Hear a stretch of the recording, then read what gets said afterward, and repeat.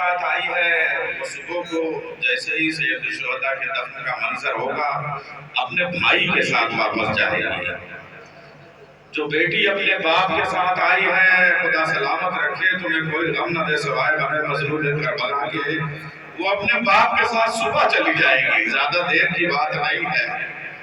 جو بھتیجی چچا کے ساتھ آئی ہے وہ چچا کے ساتھ کچھ یاد آیا، ہاں ایک گھرانہ 2 محرم کو کربلا آیا تھا، لیکن جب 11 محرم کو مائیں چلی ہیں تو ام لیلہ چلی علی اکبر کلیجے میں برچھی کا پھل کھا کے جنگل میں سو گیا۔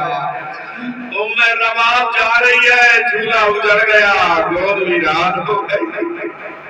ام فروہ چلی ہے چاند زندہ پامال ہو گیا۔ ارباب عزا زینب چلی ہے حسین کا سر جا رہا ہے۔ ابھی انجمن منچہ ہے مظلومیہ نو ماتم کرے گی میرے بھائی محمد، ہم لوگوں نے سیریا میں سفر کیا ہے 1 سال اور اربعین کا ماتم کیا ہے وہاں چھیلم کا شہزادی زینب کے ہاں۔ ابھی آپ نے نوحہ سنا مولا سجاد کا حقوق عالم میں کیفیت میں سفر کرنا، بی بی سکینہ کا، میرا بھائی بھی ایک نوحہ پڑھے گا، 2 جملے پہلے کہہ دوں تاکہ بات پوری ہو جائے۔ ارباب عزا میں کیا کہہ رہا تھا، بہنیں بھائیوں کے ساتھ جائیں گی، بھتیجیاں چچاؤں کے ساتھ جائیں گی، بیٹیاں باپ کے ساتھ جائیں گی، لیکن آپ کو بتاؤں جو قافلہ شام کے بازار میں چل رہا تھا اس میں مردوں کی حالت کیا تھی؟ لوگ کہتے ہیں سجاد کا مقتل پڑھ دو، سجاد کا کون سا مقتل پڑھوں؟ کوفے کے بازار والا، شام کے بازار والا۔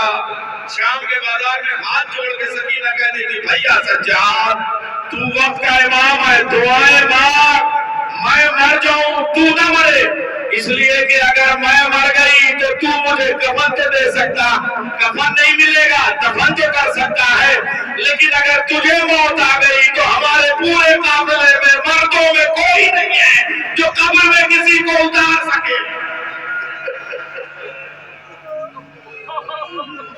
اچھا اب ایک مرثیہ پڑھنے لگا ہوں مولا امام حسین کا جو انہوں نے پڑھا تھا، یا قوم اما تنظرونی کیف السبیل یتلذی۔ میں نے مکہ میں جب یہ مرثیہ پڑھا تھا میں اس وقت مدرسۃ الواعظین کا طالب علم تھا اور میرے استاد تھے مولانا پروفیسر وارث حسن صاحب۔ میں ان کے پاس گیا اور میں نے پوچھا یہ تلذی کے معنی کیا ہے؟ اس وقت انہوں نے مجھے بتایا تھا اور جو پھر پورے کی مجلس میں نے پڑھا تھا، پھر بہت سارے لوگ اس واقعے کو پڑھنے لگے، انہوں نے مجھے بتایا کہ تلذی کا مطلب مچھلی جب پانی سے باہر آتی ہے تو اس میں 3 کیفیتیں طاری ہوتی ہیں۔ پہلے تو اس کے جسم میں اتنی طاقت رہتی ہے کہ وہ تڑپ سکے، یعنی اچھل اچھل کے تڑپ تڑپ کے اپنی بے قراری کا اظہار کرے، یہ پہلی کیفیت ہے۔ دوسری کیفیت مچھلی پہ وہ طاری ہوتی ہے پانی سے نکلنے کے بعد کہ اب اس مچھلی کے پاس تڑپنے کی طاقت نہیں بچتی، وہ اپنی کروڑ بدل کے پہلو بدل کے کبھی دائیں کبھی بائیں اپنی بے قراری کا اظہار۔ تیسری کیفیت یہ ہوتی ہے کہ مچھلی میں نہ تڑپنے کی طاقت بچی نہ کروڑ بدلنے کی طاقت بچی، اپنا منہ کبھی کھولتی ہے کبھی بند کرتی ہے، اس کیفیت کو عربی میں کہتے ہیں تلذی کرنا۔ مولا حسین علی اصغر کو لے کے فوج جفاکار کے سامنے مرثیہ پڑھ رہے ہیں، یا قوم اما تنظرونی کیف السبیل یتلذی۔ اے قوم تو نے نہیں دیکھا میرا علی اصغر کس طریقے سے اپنا منہ پیاس کی شدت سے کبھی کھولتا تھا کبھی بند کرتا تھا۔ اچھا یہ کیفیت علی اصغر پہ 7 محرم کو علی اصغر پہ وہ کیفیت تھی کہ تڑپتے تھے، جب تڑپتے تھے تو کبھی زینب کی گود میں کبھی ام کلثوم کی گود میں کبھی رباب کی گود میں کبھی لیلہ کی گود میں۔ اچھا 8 محرم کی جو رات آئی تو اب وہ بے قراری کا عالم تھا کہ کسی گود میں نہیں ٹھہر پاتے تھے، اپنے ہی جھولے میں۔ پوری 8 محرم کی رات علی اصغر کی ایسے گزری، کبھی دائیں کروٹ کبھی بائیں کروٹ۔ میری ماں تم نے بچوں کو پالا ہے، تم سمجھ سکتے ہو اس درد کو۔ پوری 9 محرم شب عاشور علی اصغر کی ایسی گزری کہ اپنا وہ تھوڑی دیر کے بعد کھولتے تھے پھر بند کر لیتے تھے، منہ کھولتے تھے پھر بند کر لیتے تھے۔ میری ماں و بہنوں 3:30 پونے 4 بجے کا یہ وقت ہے۔ عمر رباب اپنے خیمے میں، چونکہ جھولا برآمد ہونا اس لیے ابتدائی مرحلے میں پہلا جملہ کہنے جا رہا ہوں۔ مصائب کا پہلا جملہ میری موت تم مجھے بتانا، ایک بچے کی پیاس بجھانے کے لیے کیا گھونٹ تو گھونٹ پانی چاہیے، گلاس تو گلاس پانی چاہیے، کیا آپ بھورے و کوزے میں پانی چاہیے؟ نہیں، ایک ماں خالی اپنی انگشت شہادت پانی میں ڈبوتی ہے، بچے کے منہ پہ پھیر دیتی ہے، بچے کے لیے بہت ہے۔ ہائے عمر رباب اتنے سے پانی کو ترس گئی۔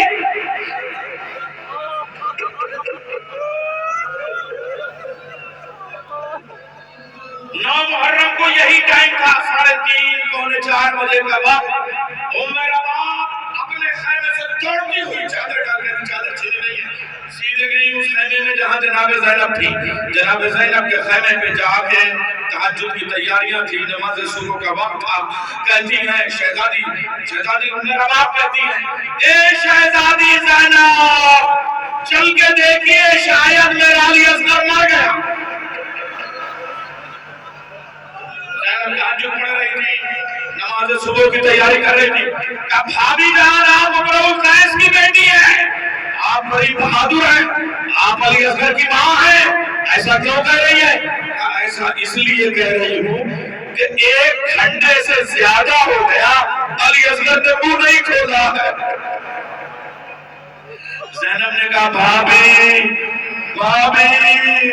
میں یہیں سے بیٹھ کے کہہ رہی ہوں علی اصغر زندہ ہے۔ شہزادی کیسے کہہ رہی ہے؟ کہا بھابی میں نے اپنے بھائی حسین کے محضر نامہ شہادت میں علی اصغر کا نام دیکھا ہے، وہ تیر پھلکا اپنے در سے بڑا تیر کھا کے عصر عاشور شہید ہوگا۔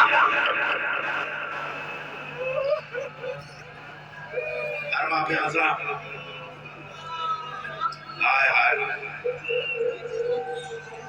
بس وقت اتنا نہیں ہے کہ میں شہادت پڑھ سکتا۔ مجھ سے میرے بھائی نے کہا کہ چوتھے امام کا مسائل کو بیچ میں، مذاکروں کا کام یہ ہوتا ہے کہ ہر عزادار کے دل کی بات رکھ لیں۔ میں چوتھے امام سے ملا کے حضرت علی اصغر کے مسائل پڑھ دیتا ہوں۔ ہمارا سلام وہ مختار پہ جس نے حسین کا انتقام کیا، اصلی انتقام تو امام زمانہ لیں گے، مگر تھوڑا سا دل ٹھنڈا کیا۔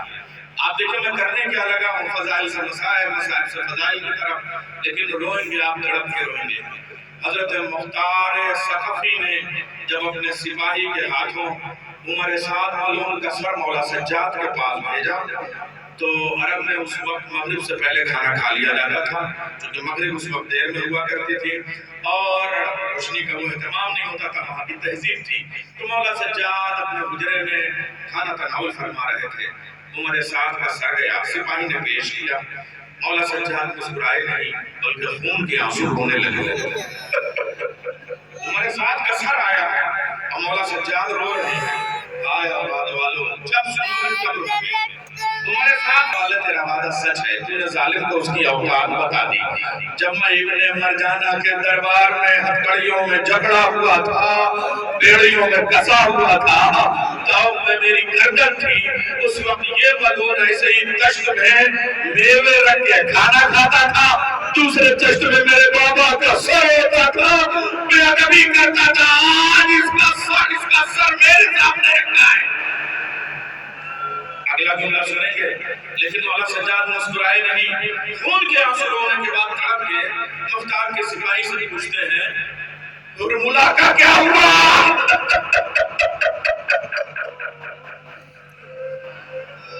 ہرملا کہاں ہے؟ مختار سے کہنا کہ مجھے علی اصغر کے قاتل کا سر نہیں ملا۔ سپاہی دوڑتا ہوا آیا حضرت مختار کے پاس، حضرت مختار نے پوچھا کیا ہوا؟ عمر سعد کا سر میرے مولا کی خدمت میں پیش کیا، کیا کیفیت تھی؟ کہا مولا بہت خوش نہیں تھے، تڑپتے تھے، اٹھ کے چلنے لگتے تھے اور بار بار کہتے تھے ہائے میرے علی اصغر کا قاتل کہاں ہے، ہائے میرے علی اصغر کو تیر مارنے والا۔ مختار نے سر سے تاج زمین پہ پھینکا، تخت سے اٹھا اور کہا خون حسین کی قسم، اب جب تک ہرملا کا سر کاٹ کے مولا سجاد کے پاس نہ بھیج دوں راتوں کو سوؤں گا نہیں۔ اگر وہ زمین کی تہ बाहों में भी छुपा है तो मुख्तार निकाल के लाएगा। थोड़े दिन नहीं गुजरे थे कि सिपाहियों ने मुख्तार की मुश्कें कस के मुख्तार और खोली दोनों को असीर करके जाके मुख्तार के दरबार में, हुरमुला और खोली दोनों को असीर करके हजरत मुख्तार के दरबार में पेश किया। मुख्तार गुस्से से तड़पने लगे, टहलने लगे और इसके बाद में कहते हैं, हुरमुला मलून बता तूने किया क्या था कि मेरा मौला सज्जाद बार बार तेरे सर को पूछता है। उसने कहा अमीर मेरा सर काट दे मगर मुझसे मेरी खता न पूछ। वक्त बड़ी तेजी से बढ़ रहा है, मगर मुझसे मेरी खता न पूछ। कहा तुझे बताना पड़ेगा ताकि मक्तब महफूज हो और मैं मौला सज्जाद तक तेरा सर पेश करूं। कहा मैंने 6 तीर अरब के बड़े बड़े तीर बनाने वालों से बनवाए थे, मेरे 3 तीर तो जाया हो गए थे, मेरे 3 तीर बेकार हो गए थे। कब बेकार हुए थे? कहा जब मैं अली असगर की गर्दन पे निशाना मारता था ना तो कभी फातिमा ज़हरा अपना गला बढ़ा देती थी, कभी अली मुर्तजा, कभी मोहम्मद मुस्तफा, मेरे हाथ कांप जाते थे, तीर गिर गए। कहा बाकी 3 तीरों का क्या किया? कहा पहला तीर तो मैंने, सुनिए पहला तीर, कहा पहला तीर तो मैंने असगर से पहले सकीना के मशीज़े को लगाया था। क्यों मेरा मौला सज्जाद का आपने कहा था ना बीबी सकीना का भी जिक्र हो, मौला सज्जाद का भी और हजरत अली असगर का भी। जुमला पढ़ने लगा, कहा जिस वक्त हजरत अब्बास का एक सर मालिक ने काटा, एक हाथ मालिक ने काटा, दूसरा हाथ काटा, अब मौला गया जब अलग न ठहरा तो फिर मशकीज़े का तस्मत दांतों से पकड़ लिया।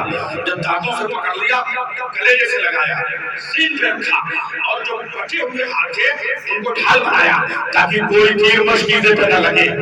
फिर मौला मलून कहता है ऐसे में मैं अब्बास के सामने जाके दाएं बाएं बगल पे निशाना मारता था। मैं जानता था कि अब अब्बास की आंखों में तीर मारना बेकार है, अब अब्बास के सर पे तीर मारना बेकार है, अब अब्बास के शानों पे तीर मारना बेकार है, इसलिए कि अब्बास की जान अब्बास के बदन में नहीं सकीना के मशकीज़े में है।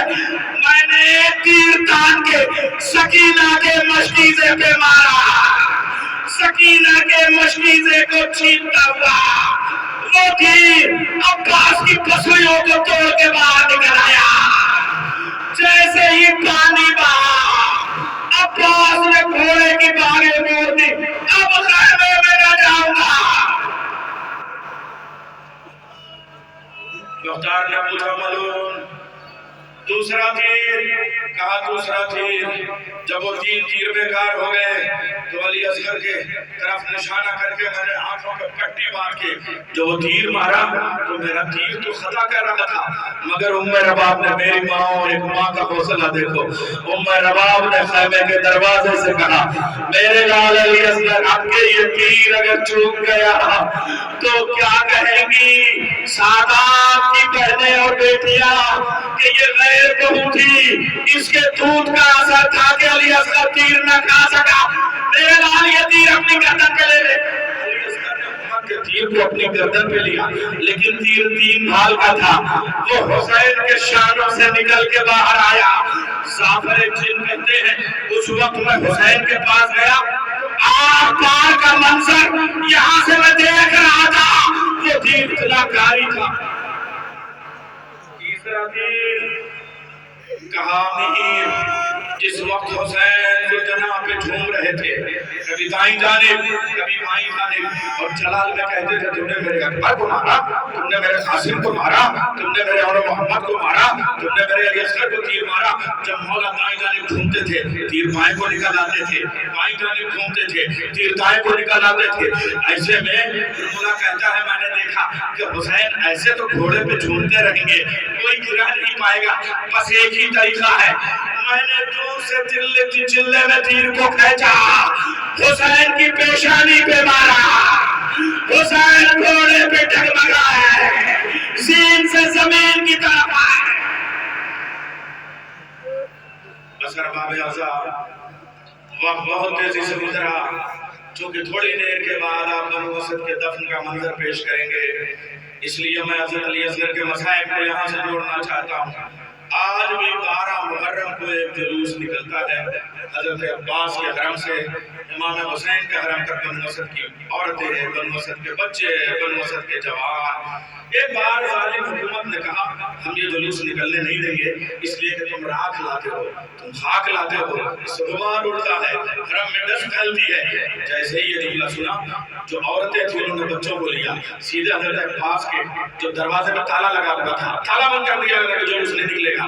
جا کے وہاں چمٹ کے عورتوں نے کہا عباس اگر اس سال ہمارا جلوس نہیں نکلے گا تو ہم نجف میں جا کے مولا علی سے شکایت کریں گے۔ دروازے کا تالا ٹوٹا، بنو اسد کی عورتوں آؤ، بنو اسد کے بچوں آؤ۔ ارباب اعضاء مولا کا نقشہ ہے۔ ارباب اعضاء جیسے ہی مولا سجاد گئے نا، کچھ کاشتکار دریا کے اس پار تھے، جیسے مولا سجاد کو آتے ہوئے دیکھا اور ساتھ میں 2-4 جوان پہلے شروع میں نظر آئے، وہیں سے چلا کے کہتے ہیں ارے کون ہے جو چلا آ رہا ہے؟ ہم نے دیکھا یہاں بڑا غیرتدار شخص لگا تھا، اس کی لاش کے ٹکڑے پڑے ہوئے ہیں، قدم کو سنبھال کے رکھنا۔ مولا سجاد نے کہا میں کوئی اور نہیں، عباس کا بھتیجا علی ابن الحسین۔ دوڑ کے کاشتکار آئے۔ ارباب اعضاء دفن شہداء کا منظر سارا دن تھا، آپ تو صرف نماز صبح کے بعد پیش کریں گے نا۔ جیسے جیسے خبر ہوتی تھی جوان بتاتے تھے مولا سجاد آئے ہیں، تو چونکہ زمین خرید کے ہبا کی گئی تھی اس لیے جوان دوڑ کے آتے تھے، چلو سجاد آئے ہیں، ہم پہ واجب ہے دفن شہداء کرنا، چلو سجاد آئے ہیں حسین کے لاشے کو دفن کرائیں، علی اکبر کے لاشے کو دفن کرائیں۔ جب عصر کا وقت آ گیا تو کچھ جو اپنے کاموں سے گئے تھے، کھیتی اور کسانی کے کام سے گئے تھے، وہ نوجوان جیسے ہی پلٹ کے آئے، سب نے کہا چلو مولا سجاد کے پاس، اور اس کے بعد جب جا کے کہا تو حضرت عباس دفن ہو چکے تھے۔ ان نوجوانوں نے پوچھا یہ کس کی ضرورت ہے؟ کہا یہ حضرت عباس کی، عباس کا جتنا لاشا مل پایا میں نے یہاں دفن کر دیا۔ ارباب اعضاء ایک منظر مولا سجاد لے کے چلے ہیں، منزل ہے امام حسین کے لاش کے ٹکڑوں کو، 9 جگہوں پہ امام حسین کی لاش کے ٹکڑے موجود تھے، 9 جگہوں سے چن کے مولا سجاد نے چٹائی پہ رکھا۔ جب لے کے چلے ایک آواز آئی سجاد رک جاؤ میں آدم۔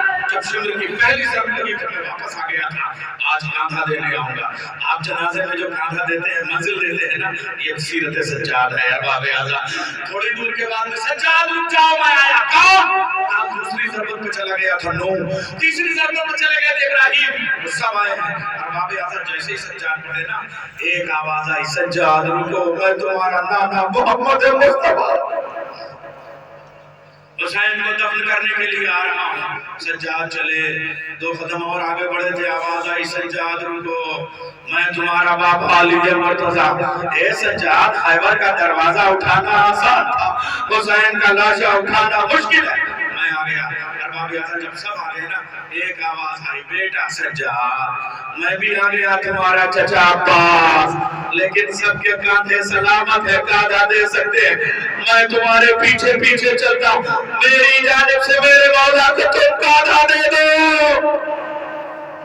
ارباب اعضاء جب حسین کی لاش کے ٹکڑے رکھے ہیں چٹائی میں اور دفن کرنے لگے نا، تو اب کے کچھ بزرگ دوڑتے ہوئے آئے، ان کو اطلاع ملی، اب جب آئے تو آنے کے بعد دیکھے کہتے ہیں سجاد آپ وقت کے امام ہیں، اجازت ہو تو ایک سوال کریں۔ کہا یہ سب کس کی لاش کے ٹکڑے ہیں جو دفن کر رہے ہیں؟ کہا میرے بابا حسین کے۔ کہا ہماری بھی عمر گزری ہے، ہماری بھی عمر 75 سال 80 سال کی ہو گئی ہے، ہم جانتے ہیں یہ سارے لاش کے ٹکڑے تو لگتے ہیں کہ 57 سال کے کسی بزرگ کی لاش کے ٹکڑے ہیں، مگر سینے پہ جو تھوڑے سے گوشت کے ٹکڑے ہیں یہ تو کسی بچے کی گوشت کی لاش کے گوشت لگتے ہیں، یہ کس کا گوشت ہے؟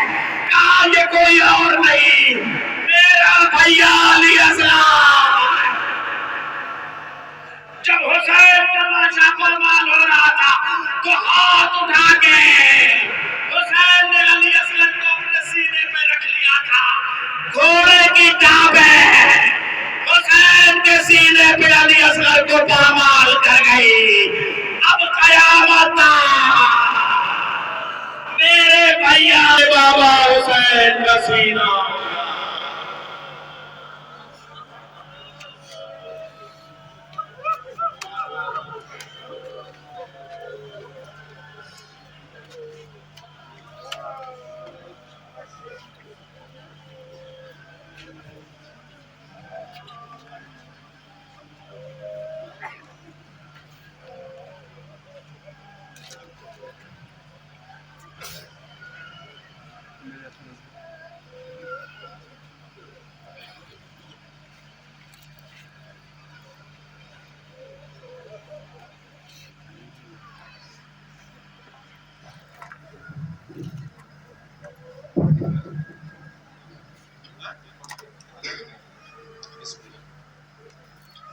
ماں